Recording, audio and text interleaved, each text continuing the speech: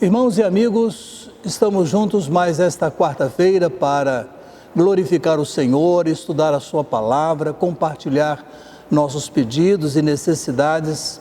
Estamos juntos desse modo, chegando ao seu lar, falando ao irmão, à irmã, aos seus familiares, talvez, quem sabe, alguns amigos para quem o irmão, a irmã tenha mandado o endereço do nosso culto, mas de todo modo temos alcançado muitas famílias. Tenho acompanhado com muito zelo a participação dos irmãos no chat, como também a campanha que principalmente o pastor Fernando tem feito para que se faça a inscrição, a fim de que a gente tenha uma contagem maior. Por essa hora, por esse momento, por esse instante de iniciar o culto, Deus nos abençoe. Recebam um abraço muito carinhoso, muito afetuoso nessa hora que vamos iniciar o culto e que para isso o Senhor nos abençoe e nos guarde. Nós vamos convidar para nos dirigir a Deus nesta primeira oração o pastor Antônio Joaquim de Matos Galvão. Oremos com o nosso querido pastor Antônio Galvão. Oremos, pastor. Senhor, nosso Deus e nosso Pai, muito obrigado, Senhor, pela oportunidade que nos brindas nesta noite de nos congregarmos, cada um em sua casa, mas unidos em espírito, unidos em oração para buscarmos, ó Pai querido, a direção do Senhor, a direção do seu Santo Espírito para o culto desta noite. Abençoa, Senhor, cada pedido de oração que vai ser apresentado aqui nessa noite. Abençoa, Senhor, cada família, cada lar, aqueles que estão enfermos, Senhor, visita-os, cura-os para a tua honra e glória. Pai amado, muito obrigado pela oportunidade que a tua igreja tem, mesmo não podendo se reunir de forma presencial, nos podemos reunir aqui, Senhor, em oração, cada um no seu lado, mas em comunhão, todos contigo, Senhor. Muito obrigado, Pai querido, por tudo, em nome de Jesus. Amém. Depois desse momento de oração inicial, nós temos um cântico muito apreciado apreciado no nosso coração, né? O hino que tem por título Perto de Jesus. E o primeiro trecho diz assim: Meu Senhor, sou teu, tua voz ouvi a chamar-me com amor. Com essa perspectiva de que o Senhor nos recebe e está sempre perto, cantemos o hino Perto de Jesus, essa bela letra de Jane Fanny Crosby. Cantemos.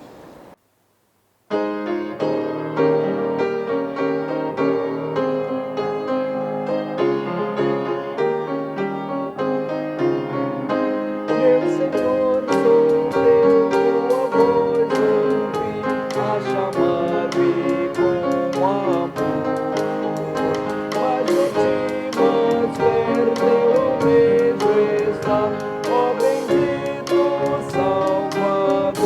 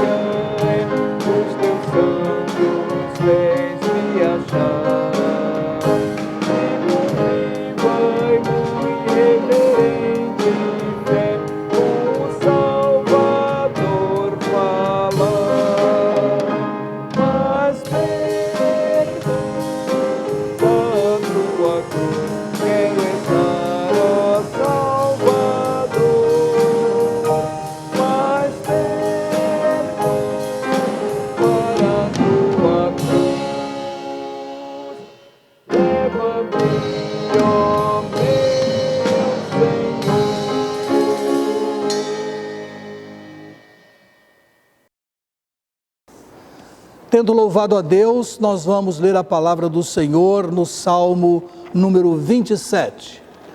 Pegue a sua Bíblia ou seu outro instrumento e vamos ao Salmo número 27. Salmo, livro dos Salmos, o de número 27, para ler 2 versos da palavra de Deus. Salmo 27, os versos 13 e 14. Palavra de Deus, Salmo 27, versos 13 e 14, diz assim: creio que verei a bondade do Senhor na terra dos viventes. Espera pelo Senhor, anima-te e fortalece o teu coração. Espera, pois, pelo Senhor. Mais uma vezinha, vamos lá. Creio que verei a bondade do Senhor na terra dos viventes. Espera pelo Senhor, anima-te, fortalece o teu coração, espera, pois, pelo Senhor. Amém. Feito isso, meus amados, nessa absoluta confiança, nós vamos seguir para o nosso momento de dedicação de vidas e bens. E temos de dizer com alegria que a igreja tem respondido bem, muitos irmãos têm participado, temos podido saudar nossos compromissos e esperamos em Deus que isso possa progredir. E sabemos que alguns amigos também, que às vezes nem se identificam, mas participam dessa hora, participam também da sustentação da causa do Senhor neste lugar. Como sempre fazemos, nós temos um momento musical enquanto temos a exibição das nossas contas, lembrando que é possível também pegar na sua casa pelos diáconos, eles estão fazendo isso. Um momento de oração, momento de dedicar nossas vidas e logo depois nós estaremos orando com a irmã Elizabeth Teixeira Marques. Mas por agora, curvemos nossa fronte e vamos orar ao Senhor, porque Ele nos tem abençoado nossos irmãos e nós temos tido a certeza de que a boa mão do Senhor, apesar da luta que estamos vivendo, tem sustentado os seus fiéis. Então, oremos agradecidamente.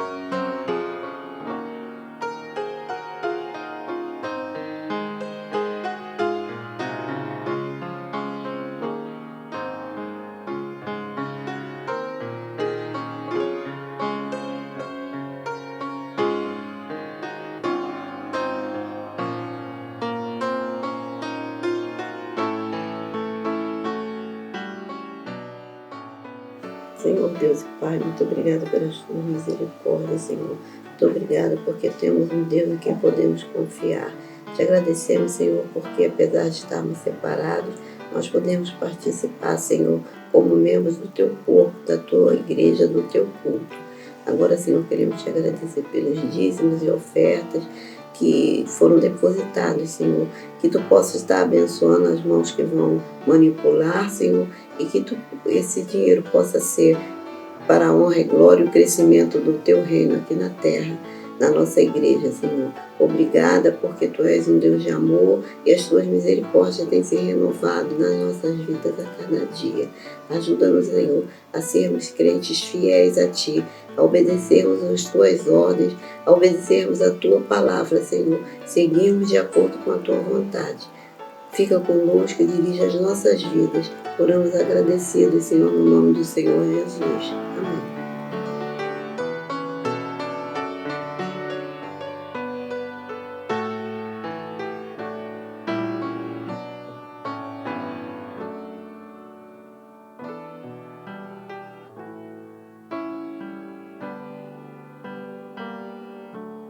Passemos agora, irmãos, ao prosseguimento do estudo na primeira carta de Paulo aos Coríntios, e quem nos está ministrando é o pastor Edson Fernandes Távora. Pastor Edson e sua esposa, irmã Jurema, têm chegado para a nossa igreja há pouco tempo, mas já é um casal muito apreciado, muito querido da nossa igreja. O trabalho de pequenos grupos vai tomando forma, vai tomando caminho, e tem aí a mão de Deus e a mão do pastor Edson. Então nós vamos agora, com alegria e com reverência, buscar aprender um pouco mais da palavra de Deus. Com a palavra, pastor Edson Távora. Graça e paz, amados irmãos, uma boa noite a todos, na graça do Senhor Jesus Cristo. Quero agradecer essa oportunidade, que o Senhor Deus possa abençoar o pastor Elias, toda a nossa liderança da nossa igreja e a todos os nossos ouvintes. Vamos falar com Deus em oração agora, para que o Senhor possa nos dirigir nesse momento. Senhor Deus e Pai Todo-Poderoso, te agradecemos essa oportunidade que temos de compartilhar da Tua Palavra. Pedimos que o Senhor possa falar aos nossos corações, orientar a nossa alma, a nossa mente, para compreendermos a Tua Palavra e aplicarmos em nossa vida, na vida da Tua igreja. Nós pedimos pelo pastor Elias, pela liderança da igreja, por cada família da Tua igreja. Nós possamos ser alcançados pelo Senhor nesta hora, em nome de Jesus. Amém. Amados irmãos, nós vamos continuar o nosso estudo na carta de Paulo aos Coríntios, a sua primeira carta aos Coríntios. Nós falamos lá em abril, a introdução da carta, 6 motivos porque a igreja de Corinto é a igreja de Deus. E agora, continuando a partir do versículo 10, no capítulo 1, versículo 10, até o capítulo 2, no versículo 5, nós vemos aí a Paulo falando sobre 3 marcas da essência da igreja de Cristo. 6 motivos porque a igreja de Corinto é a igreja de Deus. E agora, 3 marcas da essência da igreja de Deus que a igreja de Corinto não estava vivenciando. É uma carta muito prática, muito forte em relação às dificuldades que aquela igreja tinha. Corinto, a cidade de Corinto, onde estava essa igreja, era uma cidade, vamos dizer assim, daquela época, centro do mundo, centro da cultura helênica, da cultura grega, do helenismo.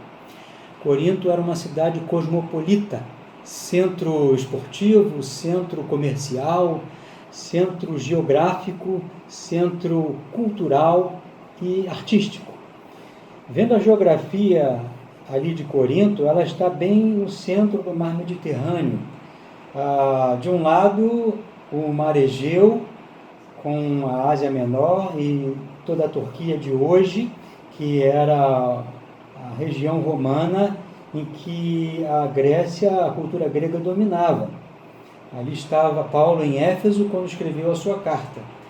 Vendo para o lado do ocidente, o Mar Jônico, nós temos ali a Itália, que era a região central onde tinha a capital, Roma, a capital do Império Romano. Então, Corinto está ali na península do Peloponeso e ligado por um istmo de 6 quilômetros. Agora nós temos um canal ali de 6 quilômetros que liga o Mar Jônico ao Mar Egeu. Mais ao sul nós temos o Mediterrâneo, o norte, todo o norte da África, principalmente o Egito, a Alexandria, a capital intelectual da época, e andando mais para o Oriente, ali no início do Mediterrâneo, nós temos o Oriente Médio, com a Palestina ali e Israel. Então, Corinto é uma cidade, podemos dizer, o mundo pós-moderno daquela época. É um pós-modernismo que existia na cultura, um pós-modernismo antecipado, vamos dizer assim. É a renascença atual confere com o que era Corinto naquela época. Então, por causa disso, havia um senso de de autossuficiência, havia também um senso de competição, e isso entrava na igreja, porque a igreja estava composta de elementos da sociedade, daquela sociedade. Então a mentalidade dos membros da igreja era uma mentalidade toda pós-moderna, no sentido daquela época, onde havia ali todo o centro esportivo, artístico, cultural, da filosofia grega, que era a moda da época. Mas então, a gente estudando isso, a gente vê por que na igreja teve a facilidade de entrar tantos desvios. O apóstolo Paulo, preocupado com isso, escreve a sua carta, lá de Éfeso, do outro lado do mar Egeu, para a igreja de Corinto. E hoje gostaríamos de concentrar nas 3 marcas da essência da igreja, 3 marcas da sua essência. A primeira, a unidade da igreja. A essência da igreja é a sua unidade. A essência da igreja é a mensagem, em segundo lugar, a mensagem da cruz. E em terceiro lugar, a carta ressalta que a essência da igreja está no poder de Deus. Então, em primeiro lugar, a essência da igreja de Deus é a unidade da igreja com os relacionamentos. Na igreja de Corinto havia um problema sério de relacionamentos. Então, para atingir a essência da igreja, a unidade da igreja, o relacionamento deveria estar centrado no amor entre os irmãos, o que não acontecia. Aqui logo no início, no capítulo 1, no versículo 10, o apóstolo Paulo faz uma súplica. Rogo-vos, irmãos, pelo nome do Senhor Jesus, que faleis todos uma mesma coisa, e que não haja entre vós divisões. Ao contrário, sejais inteiramente unidos na mesma disposição mental e no mesmo parecer. Pois a vosso respeito, meus irmãos, fui informado pelos da família da casa de Cloé de que há contendas entre vós. Refiro-me ao fato de cada um de vós dizer: eu sou de Paulo, eu sou de Apolo, eu sou de Cefas, que é Pedro, eu sou de Cristo. Então nós temos aqui esse problema com relacionamento. Em primeiro lugar, o problema com a competição dos méritos, de méritos pessoais dentro da igreja. O segundo, o problema institucional, que a instituição da igreja, a organização da igreja, estava tomando lugar do amor uns aos outros. E em terceiro lugar, nós vemos que aqui há um problema da falta de amor, concluindo com a falta de amor. Então, o problema da competição, nós vemos logo no início aqui, esses partidos dentro da igreja. Um dizendo que era fiel a Paulo, eu sou de Paulo.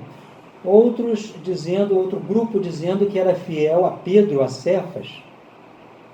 Esse grupo está tipificado como aquele grupo mais legalista, que ficava preso a conceitos morais, com uma capa de santidade.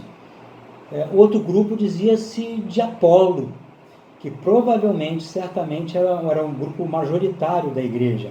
Apolo representava aquele grupo eloquente, de um status social mais elevado. Não que a igreja fosse assim, mas havia uma maioria da liderança que representava a igreja, que tinha um estilo de linguagem eloquente. Então se diziam: nós somos de Apolo. E outro grupo, diz Paulo aqui, dizendo: eu sou de Cristo. Talvez um grupo que se dizia de Cristo pelo seguinte motivo: Cristo é da graça, então nós somos livres, nós somos da graça, nós somos da liberdade. E isso nos traz um convite de mostrar, de pensar que, inclusive nessa pandemia que nós estamos passando e vivendo, que vimos aí a inteligência humana ir toda por água abaixo, a ciência, o poder, a competição entre os mundos, o primeiro mundo, o segundo mundo, o terceiro mundo, a inteligência humana toda a ser derrubada. Aqui, inclusive, no versículo 18, 19 e 20, até usando uma retórica de ironia, o apóstolo Paulo diz assim: está escrito, destruirei a sabedoria dos sábios, aniquilarei a inteligência dos instruídos. Onde está o sábio? Onde está o sábio? Onde está o escriba, o entendido de religião? Onde está o inquiridor deste século? Porventura, Deus não tornou louca a sabedoria deste mundo? Então, é um convite, esse momento em que vivemos, um convite a derrubar toda a soberba da inteligência humana, principalmente dentro das igrejas. Em segundo lugar, o problema do relacionamento, o problema institucional entre irmãos, a supervalorização da instituição. Existia na igreja um foco na organização em detrimento do cuidado, das boas novas, focando pessoas. E isso está evidenciado aqui no versículo 13 a 17, quando Paulo escreve falando sobre o batismo. Nós não vamos ler todo o texto agora, mas a raiz da palavra batismo aparece 6 vezes nesses 4 capítulos. Paulo não está negando a importância e o valor do batismo, mas ele está mostrando o problema de colocar o batismo como instituição, como fim em si mesmo. O batismo, como dizia, o batismo foi feito por causa do homem ou o homem por causa do batismo? Jesus, nós temos um exemplo de Jesus comparando que Jesus mesmo não fez batismos, mas seus discípulos. Por quê? Porque o batismo pertence ao âmbito eclesiástico, o âmbito da existência da igreja histórica, não o âmbito da essência de Cristo. É claro que a instituição está intimamente ligada à essência, mas o problema aqui é que havia uma inversão de valores. O essencial é organizar para atingir a alma perdida. Jesus, por exemplo, fala do sábado. O sábado foi feito por causa do homem e não o homem por causa do sábado. Não que Jesus está desmerecendo o sábado no sentido do valor, do momento, do dia, separar o dia para adorar a Deus, mas no sentido de que havia uma inversão na religião, e isso começava no judaísmo e entrava para dentro do cristianismo. E isso havia dentro da igreja de Corinto. Jesus, por exemplo, é um grande exemplo quando o Evangelho de João relata a história de Jesus com a mulher samaritana. Jesus quebra todas as barreiras institucionais. Ele, como judeu, socialmente falando, vai se encontrar com uma mulher, e uma mulher samaritana. E os judeus não se comunicavam com os samaritanos. Jesus foi até uma hora mais propícia, a hora do almoço, em que ali ele quebra todas essas barreiras para atingir o coração daquela mulher. Ele quebra todas as barreiras institucionais para atingir a alma humana. Lá no Evangelho de João, no capítulo 4, a mulher, inclusive, toca num assunto mais precioso para a religião. Ela diz: nossos pais adoraram aqui em Samaria, entretanto vós dizeis, sendo Jesus, na sua aparência toda, um judeu, na sua vestimenta, vós, judeus, dizem que nós devemos adorar em Jerusalém. Em Jerusalém é o lugar onde se deve adorar. E olha o que Jesus diz para ela aqui no capítulo 4 de João, capítulo 4, 21.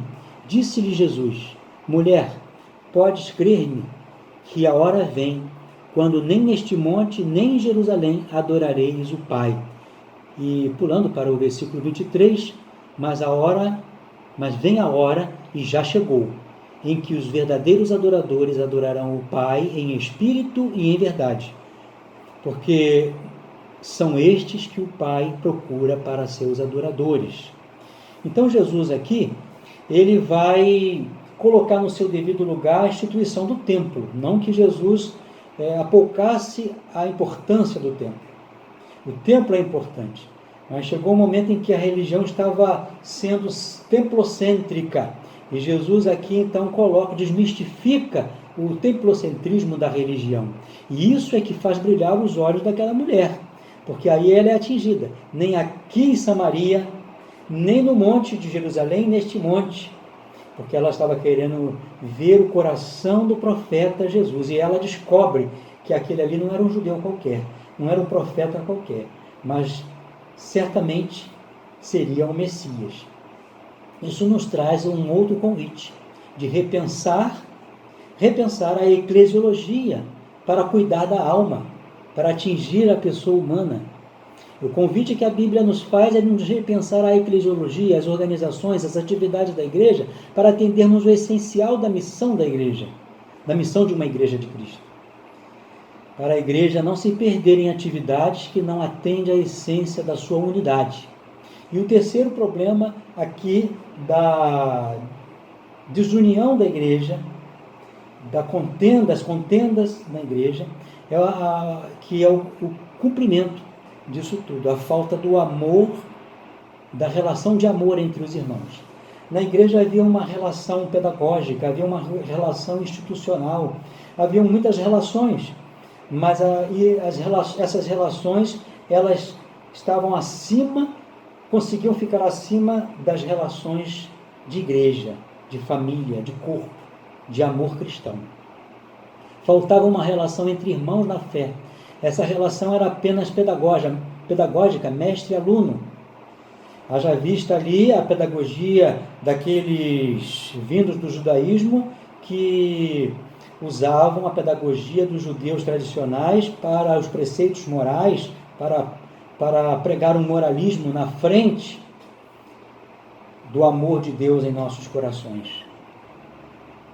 Era o problema de que havia apenas um interesse institucional de obrigações, de atividades de liderança religiosa. A relação do apóstolo Paulo transcendia essas questões. Paulo está preocupado com a relação de igreja como família. A relação de Paulo era outra, e eles deveriam imitar a Paulo. Paulo, então, começa aqui já falando no relacionamento, salientando a relação dele com a igreja. Rogo-vos, irmãos meus. Lá no capítulo 3, versículo 5, ele diz: quem é Paulo, quem é Apolo? Servos de Cristo, para vos levar o evangelho. Servos, a relação de servos. A relação era totalmente inversa. Capítulo 4, versículo 14, vale a pena a gente nos deter aqui, e diz assim: não vos escrevo, diz Paulo, estas coisas para vos envergonhar, pelo contrário, para vos admoestar como a filhos meus amados. E depois, mais embaixo, referindo-se a Timóteo, ele diz assim: por esta causa vos mandei Timóteo, que é meu filho amado e fiel no Senhor. Todas as cartas de Paulo há uma ênfase muito grande nesse relacionamento de amor entre irmãos, de amor cristão, de família cristã, de irmãos. Lá no final ele termina essa carta, no capítulo 16, versículo 24, falando: o meu amor seja com todos. Lá no capítulo 2 da segunda carta, ele vai escrever no versículo 4, porque no meio de muitos sofrimentos e angústias de coração vos escrevi com muitas lágrimas, não para que ficasseis entristecidos, mas para que conhecesseis o amor que vos consagra em grande medida. E sem dizer do capítulo 13 dessa carta, que é o capítulo do amor. Ele vai dizer: ainda que eu falasse, ainda que eu fizesse, ainda que eu doasse, se eu não tiver amor, nada disso me valeria, nada disso me aproveitaria. Igreja é gente com relação de amor, igreja é família, é corpo. E esse é o significado da ceia, que ele vai falar mais tarde à frente. E há mais um convite para nós na palavra de Deus. Nesta situação que vivemos atualmente, há mais um convite de nos concentrarmos em realinhar a eclesiologia da igreja, das nossas igrejas. O convite nessa situação social, nossa situação atual, em estarmos sendo convidados a realinhar a ação da Igreja de Cristo na atenção a gente. Usamos nossos contatos intencionais para cuidarmos uns dos outros. Com isso terminamos a primeira parte de realinhar o relacionamento da igreja, que dividia a igreja, deveria se focar no amor, no relacionamento do amor. Em segundo lugar, a essência da igreja é ter a mensagem da cruz como início, como anúncio central da igreja. Ter a mensagem da cruz como anúncio central da igreja. Para permanecer unida no amor de Cristo, a igreja deveria concentrar-se no anúncio das boas novas, que isso é que é o atender ao coração humano. A igreja de Corinto estava querendo mudar a mensagem do Cristo crucificado, fazendo uma adaptação à eloquência da filosofia grega. A filosofia grega existia dentro da filosofia grega uma adaptação das religiões à lógica da filosofia. Cristo diziam ao gnosticismo, por exemplo, que os cristãos gnósticos diziam que Cristo não veio em carne. Havia uns falsos apóstolos, falsos pregadores que usavam eloquência filosófica, mas que anulava, esvaziava a cruz de Cristo, adaptando a mensagem à filosofia, dizendo que Cristo não veio em carne e que por isso não houve sacrifício, não houve ressurreição.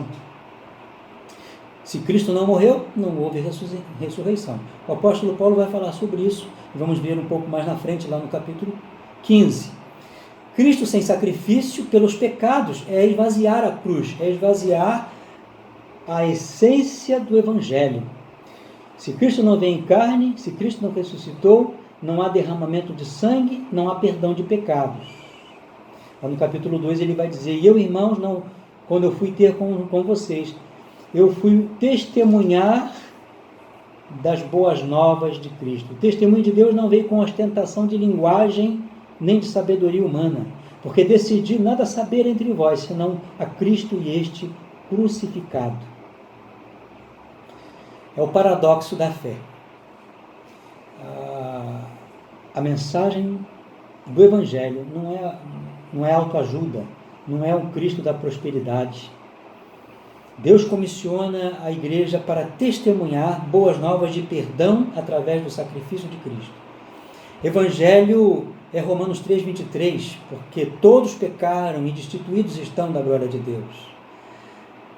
Evangelho é Romanos 5:8, porque Deus prova o seu amor para conosco em que Cristo morreu por nós, sendo nós ainda pecadores, porque o salário do pecado é a morte, mas o dom gratuito de Deus é Cristo Jesus. Mas o dom gratuito de Deus é a salvação em Cristo Jesus. O Billy Graham, o grande evangelista Billy Graham, ele sempre nas suas mensagens deixava bem firme esse foco. Ele dizia, quando Adão pecou, houve uma separação de Deus e criou no coração do homem um vazio maior do que o universo. E o homem tenta preencher esse vazio com o prazer do mundo, com as riquezas do mundo, com o poder do mundo, mas nada pode preencher o vazio do coração do homem. Só Deus preenche esse vazio. Quando o homem se rende a Deus, abre o seu coração, confessa a Deus e o Espírito Santo assume o trono do coração do homem. Salomão, com toda a sua glória, com toda a sua sabedoria, com toda a sua inteligência, com toda a sua riqueza, com todo o seu poder, ele vai dizer: vaidade, vaidade, tudo é vaidade. Ele tinha um harém com as mais belas mulheres, mas todo o prazer do mundo não vai preencher o coração do homem. Nessa campanha de oração pela família, no mês de maio que nós tivemos, para a salvação da família, estive orando a Deus para levar a mensagem, atingir os meus familiares e parentes. E na hora da oração de confissão, às vezes a gente reluta um pouco nesse paradoxo da fé, que é a entrega a Jesus como Senhor, é pedir perdão pelos pecados para receber a vitória, para receber a salvação. E 3 desses meus parentes aceitaram a Jesus. E eu perguntei para eles: vocês querem aceitar? E eles disseram: queremos. Eu senti um momento para perguntar, e 3 deles disseram que sim. Eu perguntei, vocês querem orar comigo? Você quer orar comigo? Eu fiz um por um. E cada um falou, quero orar. E então eu falava aquela oração: Senhor Jesus, eu creio que sou pecador, me arrependo dos meus pecados, eu creio que o Senhor morreu na cruz para me salvar, eu creio que o Senhor tem poder para me salvar, eu quero me arrepender dos meus pecados, eu quero aceitar o Senhor Jesus como meu Senhor e meu Salvador. Então é o foco da mensagem, do anúncio, a essência da igreja é esta, é o foco no anúncio do Cristo crucificado. E a terceira marca da essência da igreja, a terceira marca da essência da igreja de Deus é colocar Deus como poder central da igreja. O poder não está na capacidade humana, só em Deus. Parece óbvio, mas na prática não muitas vezes.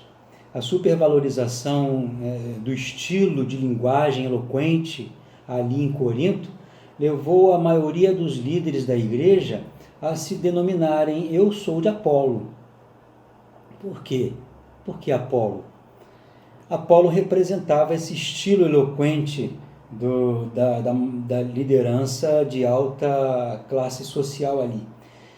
Apolo, ele era convertido, ele era um judeu helênico, judaísmo helênico, convertido a Jesus, ao Messias Jesus, e veio ali do norte da África, de Alexandria, formado ali na escola de Alexandria, centro intelectual do mundo antigo, daquele mundo, e na escola de Alexandria ali tinha o judeu Filo, e Apolo estudou e desenvolveu o seu conhecimento da filosofia grega e de transpor o conhecimento do Antigo Testamento, da Bíblia hebraica, da Torá, dentro de uma linguagem grega, helênica. E isto fascinou ali a igreja de Corinto. Apolo, ele se converteu, foi ali do norte da África para Éfeso, e chegando ali em Éfeso, isso nós encontramos no livro de Atos, no capítulo 18, e quando Apolo, novo convertido, mas poderoso nas Escrituras devido ao seu conhecimento anterior, ele chega em Éfeso, ele encontra Áquila e Priscila, que o ajudam ali a compreender melhor a doutrina de Cristo. E feito isso, depois desse acerto, Apolo foi recomendado a Acaia, ele queria ir para a Acaia, então ali os irmãos de Éfeso o encomendaram à igreja de Corinto. Corinto era a capital da Acaia. E os coríntios, então, os coríntios gostaram do estilo de Apolo e desprezaram Paulo. Paulo conhecia a literatura grega, conhecia a filosofia grega, mas não era o seu estilo. Paulo foi criado e estudou em escolas do judaísmo de alto nível, mas de um judaísmo mais tradicional. E os coríntios que se converteram com a mensagem da cruz, anunciada por Paulo, se desviaram pelo canto da Sofia. A gente conhece o canto da sereia, mas a gente pode dizer o canto da Sofia. O que é a Sofia? A Sofia é a sabedoria da filosofia grega. Paulo conhecia a filosofia grega e usou essa filosofia lá na pregação dele em Atenas, no capítulo 17, lá em Atos. Mas não era o seu estilo. Na carta ele usa até a retórica grega para dissuadir os coríntios a essa supervalorização da linguagem eloquente. O problema não é o estilo em si, o problema é o uso desse estilo, superdimensionar esse uso e anular a cruz de Cristo, esvaziar a mensagem do Evangelho, dando lugar à dependência da capacidade do homem. Aqui no capítulo 1, versículos 26 a 29, o apóstolo Paulo diz: irmãos, reparai, pois, na vossa vocação, visto que não foram chamados muitos sábios, segundo a carne, nem muitos poderosos, nem muitos de nobre nascimento. Pelo contrário, Deus escolheu as coisas loucas do mundo para envergonhar os sábios, e escolheu as coisas fracas do mundo para envergonhar as fortes. Deus escolheu as coisas humildes do mundo e as desprezadas, e aquelas que não são, para reduzir a nada as que são, a fim de que ninguém se vanglorie na presença de Deus.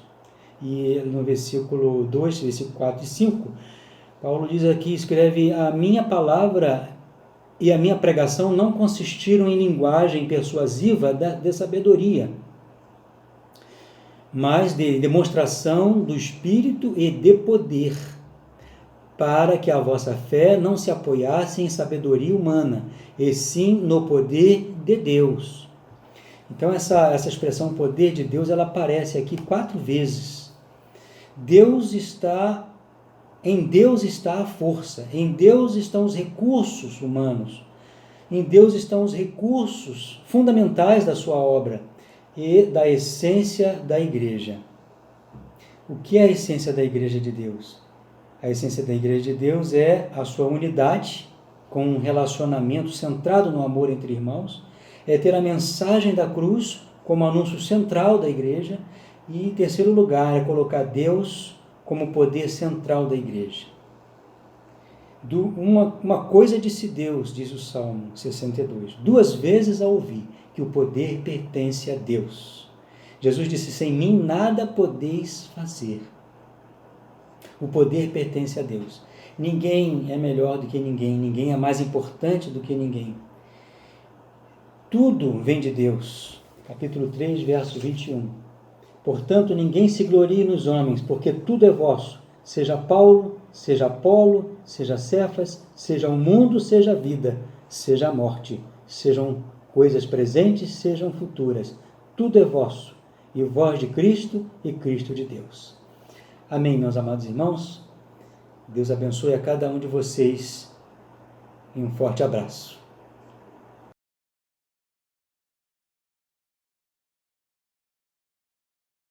Depois desse momento de reflexão bíblica, de aprendizado dessa preciosa carta do nosso apóstolo Paulo àquela igreja, nós vamos passar ao nosso momento de oração. É um momento muito esperado, como todos realmente também são, mas eu tenho aqui uma lista de pessoas e eu preciso passar por elas, mesmo que demore um pouquinho. Eu peço que você, irmão, a irmã, ao ouvir um nome que eu vou citar, já esteja em espírito de oração por aquele nome, por aquela situação, porque são muitos os pedidos e eu não tenho como escolher, só não aparece aqui se eventualmente eu esqueço de anotar. Mas vejam os seguintes: por exemplo, irmã Osi Maria Ferreira está agradecendo a Deus as nossas orações por sua irmã.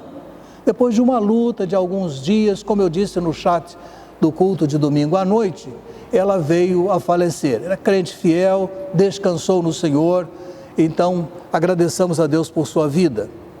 A irmã Esther Moura também, Vargas Moura, está informando que a irmã Diná Ferreira, ainda que em tratamento, já vem experimentando algumas melhoras. Continuemos orando. Vinha pedindo orações pelo senhor Antônio, que é amigo do Isaías, e o Isaías é esposo da irmã Edneia, mas o Antônio não suportou a Covid e faleceu. Bom, Robson Fonseca, que tem pedido oração pelo seu amigo Hélio, informa que ele está bem, ainda hospitalizado, mas já passou pela fase mais crítica. O irmão Carlos Alberto Viana, lembrando que o seu amigo Gilberto Vitorino também já está melhor, já está bem restabelecido. Pedro Brandão está pedindo, e aqui eu não tenho outros detalhes, por Márcia Cristina. Se ele estiver nos ouvindo, nos dê retorno, por favor. Também há um outro pedido, irmãos, aqui, que eu quero fazer com um cuidado. É o seguinte: a irmã Aparecida Bastos Luiz, da nossa igreja, está pedindo orações por sua sobrinha Débora. Essa jovem senhora teve um AVE ano passado, estava grávida, e o neném precisou haver uma cesariana, e o neném de 7 meses nasceu bem e está bem. Entretanto, a Débora, precisou agora nesses dias retornar ao hospital e seu estado não é bom. Os médicos estão fazendo vários exames para detectar qual é a questão que está agora pontuando, né? A Ana Lúcia Silva agradece as orações pelo seu irmão Antônio Sérgio, vivendo boa recuperação. A irmã Inalda dos Santos Barreto continua pedindo as orações pela sua irmã Glaucineide. Esse é um caso de câncer. Temos lembrado da irmã Áurea, mãe da irmã Grace Mary. A irmã Áurea não é da nossa igreja, mas é uma crente temente a Deus. Vamos orar pela irmã Áurea, um pouco mais idosa. Também temos lembrado da irmã Josélia Souza Azevedo, seguindo o seu tratamento de câncer, mas como dissemos da outra vez, tratamento reorientado, parece que agora menos cáustico, né? Continuamos agradecendo a saúde da irmã Estelita Vargas, em franca recuperação, graças a Deus. A irmã Ângela Ferreira, que vinha pedindo orações por sua irmã Aldineia, ela passa bem e deve ter alta por esses dias. Bom, Luiz Daniel informou que a irmã Gerinha Mariano, sua esposa, está melhorando e ele agradece as nossas orações. Precisamos lembrar do irmão Javé Berlanda. Não se lembram do seu estado, sabem que ele precisa muito das nossas orações. Montoime Pacheco está pedindo orações por duas coisas. Primeiro, por sua saúde. E segundo, para que Deus indique alguém para ser ali o seu acompanhante durante as noites. Até está aí essa informação. Deus possa indicar alguém, possa mover alguém nesse sentido. Também lembra a irmã Anita Souza Alves, idosa, recuperando-se em casa. Nesse momento, passa bem. Outra idosa por quem precisamos orar é a irmã Eunice de Moraes Pérez. Lembremos dessa nossa irmã, não tem podido, antes não podia vir à igreja, muito menos agora, né? Irmã Luciana da Silva Neto, aquela luta com o seu filho que teve aquele acidente, ele está melhor, mas a luta que ela tem ainda é grande. Irmã Ubirajara, irmã Catarina Teixeira, são pessoas para as quais a gente também precisa ter cuidado em oração. Recuperação, mas estado ainda dependente da graça de Deus. A irmã Célia Regina Mota foi membro de nossa igreja, irmã da irmã Vilma, tratamento de saúde também bastante sério, né? Irmã Ine Peçanha continua pedindo pelos seus dois sobrinhos residentes em Cardoso Moreira, Everson e Eliezer. Eles trabalham no serviço médico, são motoristas de ambulância e estão afetados pela Covid. Mas uma notícia boa é a notícia do irmão Oscar de Lima. Ele foi para casa, está passando bem, mas ainda segue em tratamento. Uma outra notícia muito boa, pelo que devemos ainda orar, é a possibilidade bem presente agora da nossa congregação em Jardim Clarice assumir um outro endereço daquele templo que estava com vistas a gente conseguir, nos foi negado, mas agora tudo indica que a nossa congregação vai se transferir para lá. Irmãos, e se isso acontecer, vai ser uma grande bênção. Casa pronta, salas, espaço, um lugar muito bonito, bem ali à entrada do Jardim Clarice, naquela praça, lado esquerdo. Então ali está aquele prédio que deverá, com a graça de Deus, se for da vontade dele, ser o prédio da nossa congregação. Agora, aqueles motivos de sempre, não é, amados? Lembrar da igreja, o seu retorno. Irmãos, nós temos pensado nisso com muita seriedade, com muita vontade de propiciar esse momento à igreja, mas com a prudência adequada que nos recomenda, que as autoridades nos recomendam, né? Sei que há uma ansiedade, mas nós estamos alertas, estamos nos reunindo por internet, buscando a melhor solução. Oremos pela nossa igreja, oremos para que as autoridades se entendam na condução desse processo e para que Deus permita, possibilite a descoberta de uma vacina, de um tratamento mais eficaz. Bem, uma lista enorme, não é, irmãos? Mas esses irmãos que pedem, aguardam esse momento e a igreja espalhada há de cuidar deles com muita atenção. Eu quero convidar para nos conduzir agora em oração a irmã Edenir Tânia Correia Moura. Oremos com a irmã Tânia, como a gente costuma tratar nesse momento de intercessão. Oremos. Pai de amor e bondade, grandioso Deus, nosso eterno Pai, nós te louvamos, Senhor, pela tua misericórdia sobre nossas vidas. Misericórdia que se renova sobre nós a cada amanhecer. Nós te louvamos, Senhor, porque tu nos permite estar aqui, cultuando, Senhor. Muito obrigada, ó Deus, porque podemos, através da tecnologia, nos unir neste momento em oração. Nosso coração está grato por esta oportunidade. Te agradecemos pela nossa igreja, a PIB em Jacarepaguá. Agradecemos, Senhor, pelo nosso pastor. Te clamamos pela vida dele, Senhor. Que a tua mão santa e poderosa esteja sobre ele e sua família, dando-lhe, Senhor, a proteção necessária, dando-lhe saúde, Senhor, saúde física, emocional, mental e espiritual. Cuida, Senhor, de cada um deles, Senhor, de uma maneira total, Senhor. Ó Pai, te clamamos neste momento e colocamos em teu altar os pedidos de oração aqui colocados, Senhor. São muitos, ó Pai. Tantos necessitam de saúde, Senhor. Estão enfermos, ó Pai. Visite a cada um deles, Senhor, e atenda-os segundo a tua vontade. Senhor, conforte o coração daqueles que estão enlutados, Senhor. Somente o teu Santo Espírito pode acalentá-los com a paz. Senhor, cuide também, Senhor, e oriente aqueles que estão atendendo os enfermos, Senhor. Os parentes, amigos, os profissionais de saúde, Senhor, e todos os demais envolvidos, Senhor. Atendentes, limpezas, motoristas, Senhor. Ó Pai, atende a cada um deles, Senhor.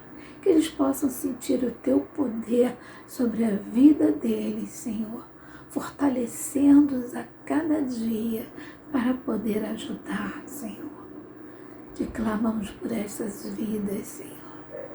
Te pedimos, Senhor, que tu venha abençoar a cada um de nós, dando-nos, Senhor, a tua paz, fortalecendo a nossa fé em ti e ajuda-nos, Senhor, a te servir em espírito e em verdade.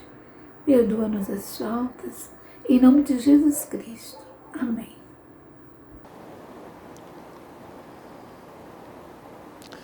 Bem, antes de prosseguir o culto, nós temos um cântico muito bonito a desenvolver nessa hora, que é em fervente oração.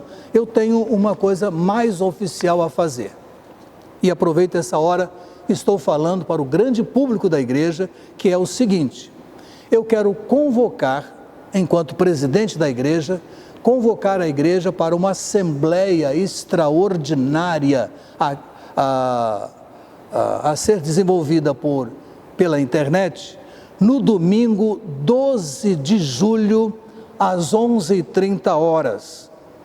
Vai ser pela mídia, né, pela internet, e nós queremos dizer aos irmãos que nós temos o mandato da nossa diretoria terminando e não sabíamos bem como resolver essa questão. Mas surgiu uma lei que já foi sancionada, publicada em Diário Oficial no dia 12 de junho de 2020, agora recente, portanto, que diz assim: informa-se que a Assembleia Geral poderá ser realizada por meios eletrônicos, independentemente de previsão nos atos constitutivos da pessoa jurídica até a data de 30 de outubro. Pois bem, nesse tempo, amparado por lei, nós vamos realizar a nossa Assembleia em 12 de julho, às 11h30, com uma única pauta: renovação da diretoria estatutária da igreja. Ao correr dos dias, nós vamos informar aos irmãos e todo o conselho será mobilizado a ligar para as pessoas, tirar as dúvidas, porque nós precisaremos ter naquele dia, sintonizados conosco, o quórum estatutário, isso não foi abolido, o quórum estatutário para a eleição da diretoria. Então, estou convocando a Assembleia da Igreja dentro do prazo legal que o nosso regimento e estatuto mencionam para o dia 12 de julho, às 11h30, logo após a transmissão do culto daquele dia. Então, está claro para todos? Sigamos agora então cantando em fervente oração, vens o teu coração na presença de Deus derramar, mas não podes fruir o que estás a pedir sem que tudo abandones no altar. Essa é a hora, amados. Cantemos em fervente oração.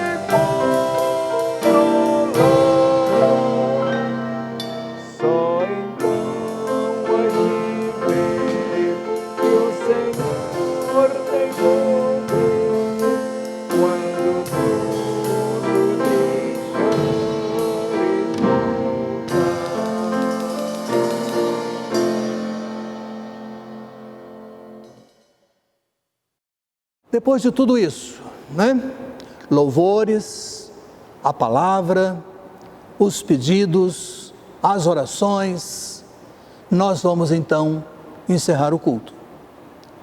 Rogando a Deus que possibilite um final de semana abençoado a todos, renovando a nossa saudade, o nosso abraço, a nossa vontade de estar juntos, mas vamos obedecendo às leis e nós queremos então nos despedir. Que Deus dê a todos saúde, paz no coração, felicidade na família e paciente esperança no Senhor. Eu quero convidar para a oração final deste culto, nesta noite, antes a irmã Eliane Moraes Medrado da Silva.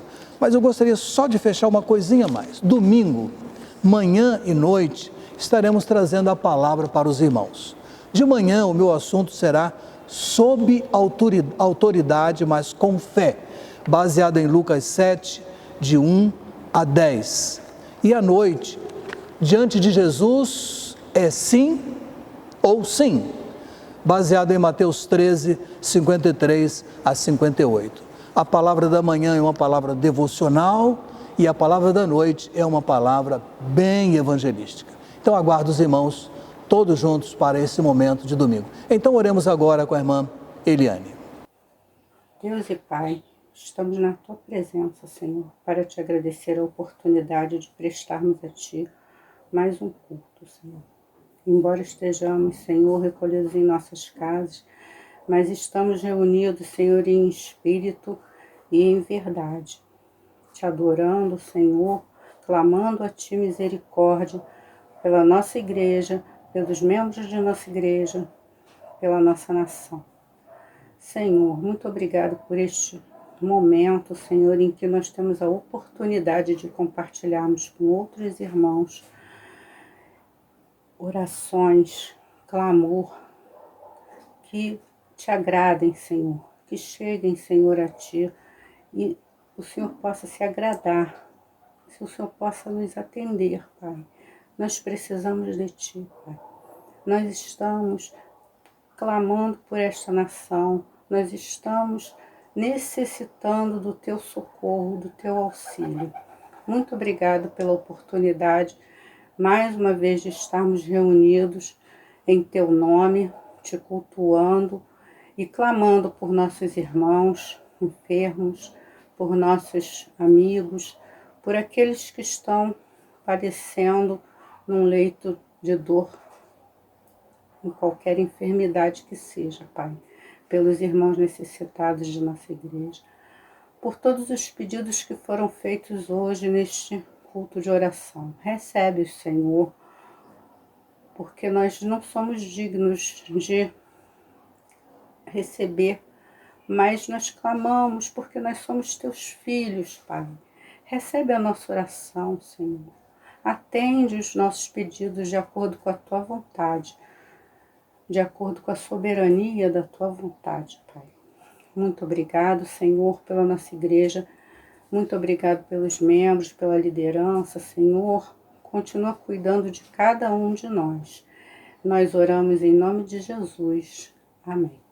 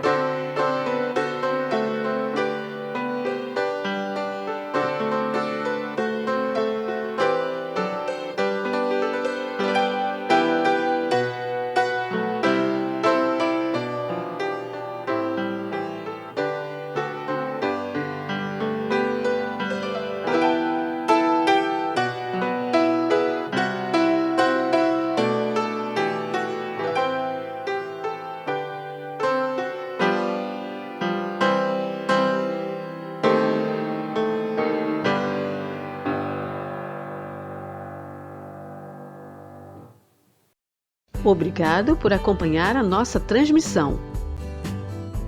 Nossos cultos são transmitidos pelo YouTube aos domingos, às 10h15 e às 19 horas. E às quartas-feiras, às 20 horas, horário de Brasília.